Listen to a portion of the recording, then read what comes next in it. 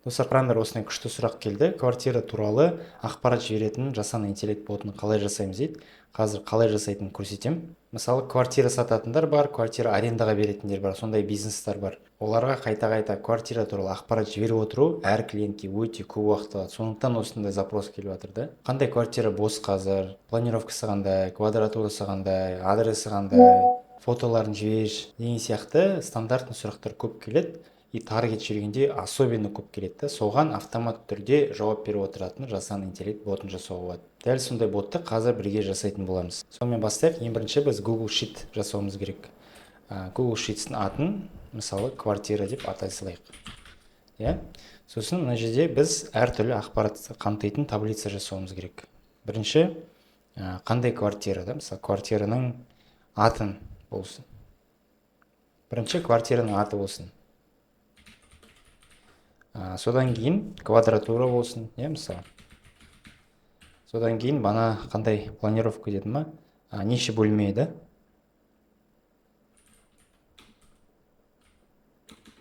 Количество комнат. Так, сосын фото.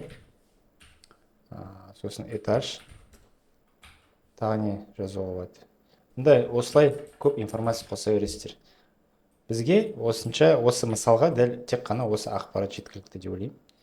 Мысалы, мынау квадратура 80 квадрат болсын, мынау 50 квадрат болсын, мынау 2 бөлмелі, мынау да 2 бөлмелі. Мынау 3 бөлмелі квартира тоже болсын, 90 квадрат. Ой, мынау не бұл? 2, 2, 3. Мынау мысалы 2 бөлмелі квартира, Абая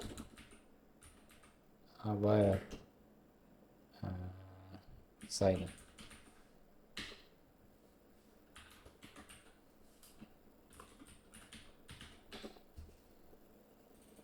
Жоқ, былай болады, комнатны, Абая Сайны. Сайны. BI Group. Ана өздері внутренний аттары болады квартира. Комнатная. Рахат Towers. Өтірік осындай аттар жаза берейік. Так, фото этаж, бірінші этажды қойық. Этажды болсын. Этаж, 5-ші этаж, 4-ші этаж, 8-ші этаж, да? Фото дегенге біз былай істесек болады. Кез келген интернеттегі фотоны қойсақ болады, немесе ең дұрысы Google Drive-тан бір папка ашу, сол жерге фотолар жүктеу. Иә, мысалы біз етіп новый папка жасаймыз. Квартиралар демо деп қоямын. Квартиралар демо үшіге. Мысалы, банағы үш папка. Неше квартира бар бізде? Үш квартира бар. Үш папка жасап қоям. Бір. 2. 3. Үш папка жасап қоям осылай. И әрқайсысына фотолар. Фото, квартира деп өтірік интернетте фотолар алып алайық. Мысалы, мынау болсын бірінші квартира.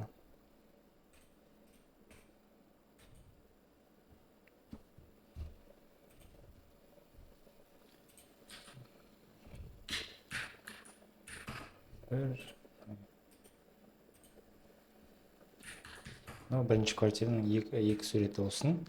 Так, мынау екінші квартира болсын бізде. 2-де 1, мысалы. Мынау неге сақталмайды? Сақталам. Так, мынау екінші квартира. Екінші квартираның екінші суреті болсын. И мынау үшінші квартира болсын, жасыл. Әр квартирада екі суретті, мысалы. Енді Google Drive-қа сол суреттерді саламыз. Скачать еткен. Бірінші квартираныкі, екінші квартираныкі. Тағы екі сурет. И үшінші квартираға басқа сурет. Келі ақтырдық.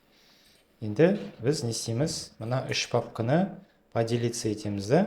мына жерден share деген бар, соған басып поделиться етіп ссылкасын публичный қыламыз. Мына жерде restricted біз public дейміз. Мына үшеуін таңдамаңыз, айтпақшы. Осы коренной папканы таңдаңыз да, мына квартиралар деген. Мына жерде manage access деген бар. Папканы нені кішірейтейін экранды.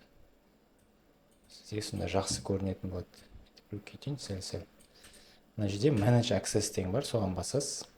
Содан кейін мына жерде restricted біз anyone with the link дейсіз. Сол кезде публичный кез келген адам осы папканың ішіндегі фотоларды көре алатын болады. Все, өйстіп өзгертіп тастайсыз, done дейсіз. И әр папканың бөлек ссылкасын аласыз. Бірінші папкаға кіресіз, manage accessке басасыз, и мына copy link дейсіз. Сол ссылканы бана квартира деген неге бүйтіп вставить дейсіз. Мінекей ссылка. Осы бот осы ссылканы адамға жіберетін болады сұрағанда. Түсінікті ғой, да? Все, мынау бірінші папканыкін жасадық, енді екінші папканыкін жасаймыз. Басында осындай скучный жұмыс, өйткені подготовительный жұмыс всегда осындай скучный болады. Оны дұрыстап жасау керек, ойластырып, любой жұмыста сонда архитектура, үй құрғанда мысалы, да, дұрыстап істеу керек қой, фундаментті бәрін ойластырмасаң, ертең үйің бітші шығады да, сол сияқты біз мына дизайнын ойластыруымыз керек, қалай болады, не болады. Осылай пландаймыз. Мінекей, все, ссылка, фотолар дайын, этаж, количество комнат, квадратура, әртүрлі ақпараттар дайын. Все. Енді ботты жасауға кірісеміз. Ең бірінші бізге Telegram ботты жасау керек жаңадан. Бірақ сіз Telegram емес, WhatsApp, Instagram, басқа каналдарда қоссаңыз болады. Телеграмнан ботты жасау үшін BotFather деген ботқа барасыз. Осы BotFather бүкіл боттарды жасайтын бот Telegram, ресми, басқа жолы жоқ бұның. Осы BotFather дегенге барасыз. BotFather дегенді табу үшін, мінекей қазір көрсетем. BotFather'ның несі, имя пользователя осындай BotFather. Түсінікті ғой, сосын мынаға менюға кіреміз, BotFather'да, New Bot дейсіз. Сосын боттың атын сұрайды біз. Квартира бот дейміз мысалы. Сосын атын жазайды, уникальный атын. Біз мысалы Азат квартира бот дейміз мысалы. Окей, все, жасап берді. И мынандай ключ береді. Сол ключ қазір керек болады. Енді N8 платформасына барамыз. Сол жерден біз қазір жасанды интеллекттің ботын логикасын құрастыратын боламыз. N8.io деген сайтқа кіресіз. Сосын create workflow дейсіз, создать workflow. Сосын осындай пустой workflow шығады. Біз деген мына плюсикке басамыз да, Telegram деп таңдаймыз, себебі біз Telegramға келген сообщенияларға жауап беретін бот жасап жатырмыз. On message деген таңдайсыз, сосын мыннан карандашқа басасыз да, жоқ, мына тізімнен create new credential, яғни жаңа ботты қосу дегенге басасыз. Сосын мында BotFather'a қайтып, мына жерде кодты үстінен бір рет басамыз, сонда ол көшіріп алады. Сосын барамыз да, мында вставить дейміз. Болды. Сосын мына Telegram боттың атын атап қойыңыз, шатаспау үшін. Азат квартира бот мысалы, save, сохранить.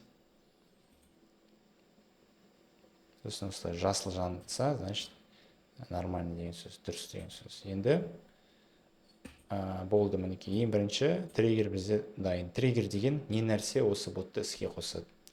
Бізде триггер Telegram сообщение. Сосын келесі қадам болды, жасанды интеллекттің агент қосу. AI agent деп басасыз. Содан кейін AI agentке біз модель беруіміз керек. Ол үшін мына плюске басамыз да, OpenAI, сосын 4O дейміз. Сосын 4O басамыз. Содан кейін мына жерден memory дегенге simple memory дейміз. Сосын tool дегенге Google Sheets береміз.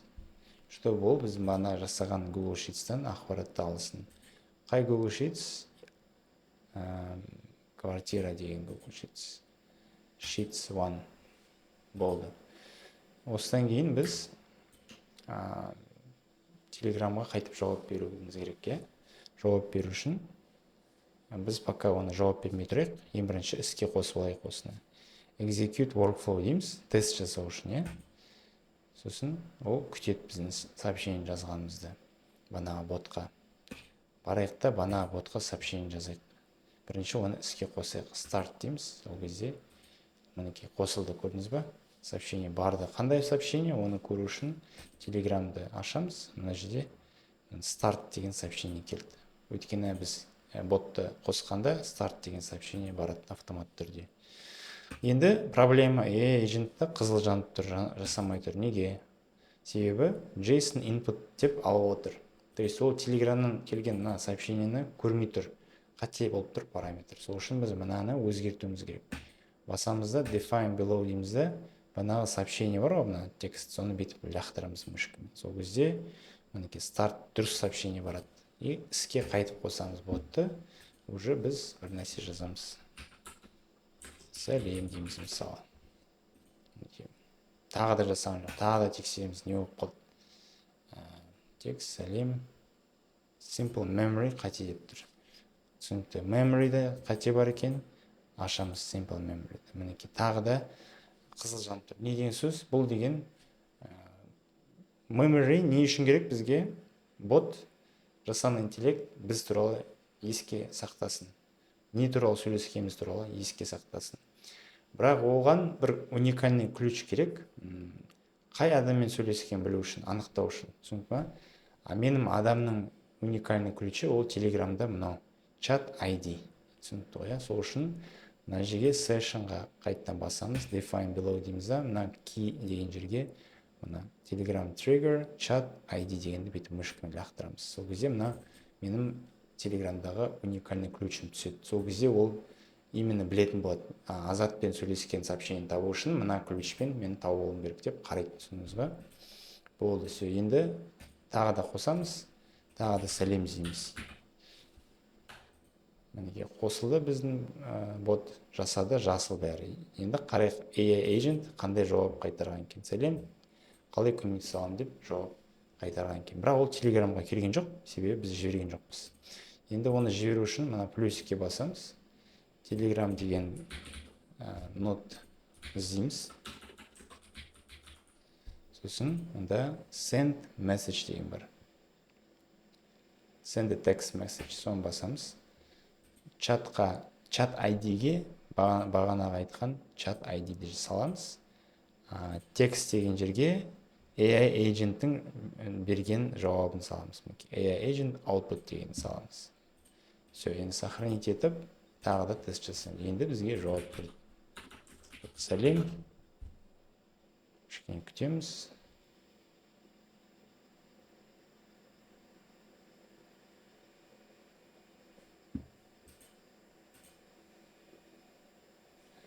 Жауап берді, бірақ басқа ботқа жауап берді. Біз деген мына дұрыс ботты таңдамадым. Мына тізімнен бізге керек именно азат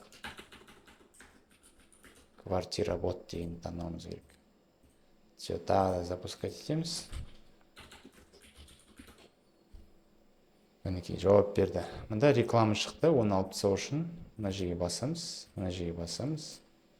Оны алып тастаймыз. Болды. Енді рекламасы жауап беретін болады. Енді все, основной бізге скелет дайын тұр. Енді біз не істеуіміз керек? Бана логиканы қосуымыз керек. Excel'ден, Google Sheets'тан квартиралар туралы ақпаратты беріп отырсын деп айтуымыз керек. Сондықтан біз не істейміз? Искусственный интеллект агентке мында add option system message беруіміз керек. Яғни біз айтамыз, сен пәтерлер туралы ақпарат беріп отыратын көмекшісің деп жазамыз. Сосын бүйтіп айтамыз. Пәтерлер туралы ақпаратты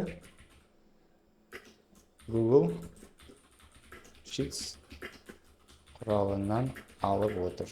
Болды. Сол кезде бұл жасанды интеллект агенті Google Sheets'қа барады. Адам сұрақ сұрайды ғой, қандай пәтерлер бар деген сияқты.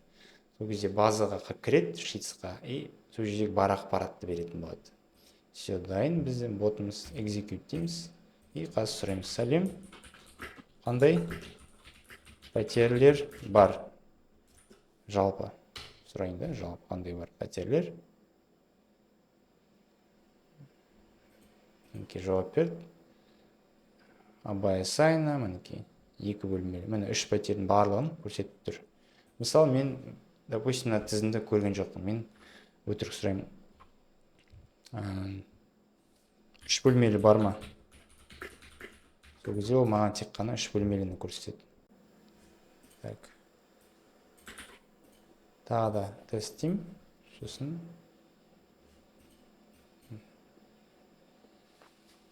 жауап берді. Мына көрінбей қалды. Так, былай істейікші. Бөлек шығарайын. Былай істейін. Сол кезде екі жақты да көріп отырамыз. Сәл кішірейтейін. Енді тағы да жазамыз. Execute workflow. Сұраймын. 3 бөлмелі квартира бар ма? Сол кезде мынау қосылады, и маған тек қана 3 бөлмелі квартираның ақпаратын жібереді. И мен мұнда фотоға қарау деп бассам, бұл квартираның фотолары мінекей көрінеді маған, көрдіңіз ба? Осындай сурет бар екен, осындай сурет бар екен. Клиент өйстіп қарай алады. Енді мен 2 бөлмелі Рахат Towers, так, BI Group. Мысалы мен Абай Момышұлы да тұрамын деп айтамын, жақынырақ пәтер бар ма? Ол маған банағы 2 бөлмелі пәтерді ұсыну керек.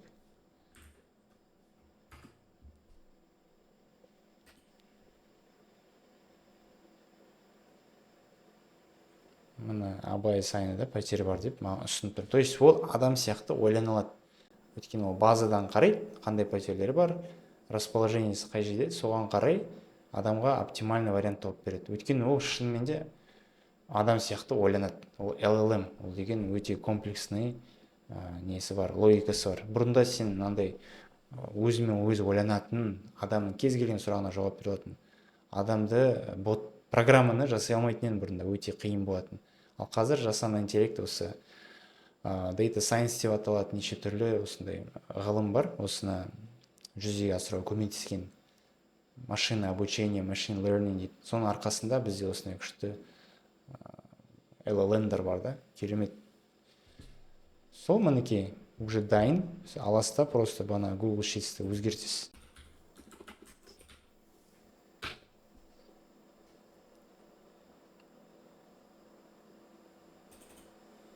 Мінекей Google Sheets'ті аласта өзгерте бересіз, квартиралар қоса бересіз, мында әртүрлі колонкалар қоса бересіз, әртүрлі ақпараттар қоса бересіз. И сізде бот мінекей жасап тұр, клиентпен сөйлеседі.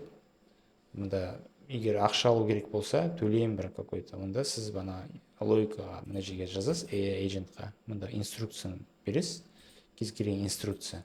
Мысалы, оплата болса, осыны жібер, анау болса, мынаны істе деп инструкция бересіз, и ол соған қарай жұмыс жасайтын болады. Сол достар, ботымыз дайын. Осылай, дәл осылай мен сізге көрсеттім, бот қалай создавать етеді Телеграмнан, қалай Eneta-мен тіркеліп, Google Sheets'ті жалғаймыз, барлығын көрсеттім. Осыны қайталап жасасаңыз, сізде де бот жасайтын болады. Енді қалай WhatsApp, Instagram'ды қосамыз десеңіз, онда уже ар жағында ол более комплексный. Өйткені WhatsApp, Facebook страничка қосу керек, WhatsApp-ты қосу керек, екеуін еще жалғау керек бір-біріне, сізде CRM болу керек. Ол более комплексный сабақ, ұзақ сабақта ол. Сондықтан ол уже отдельно жүреді, жабық қауымдастығында бар бүкіл сабақ, осының бәрін үйрететін. Егер сізге көмек керек болса, осылай оңай жолы керек болса, WhatsApp-ты қосатын, Instagram-да қосатын, оның барлығын мен жабық қауымдастығында көрсеттім. Сол жерге барып үйрене берсеңіз болады. Енді қауымдастыққа қалай қосылам, курсты қалай алам десеңіз, төменде сілтеме қалдырып кеттім. Сол жерге кіріп таныссаңыз болады.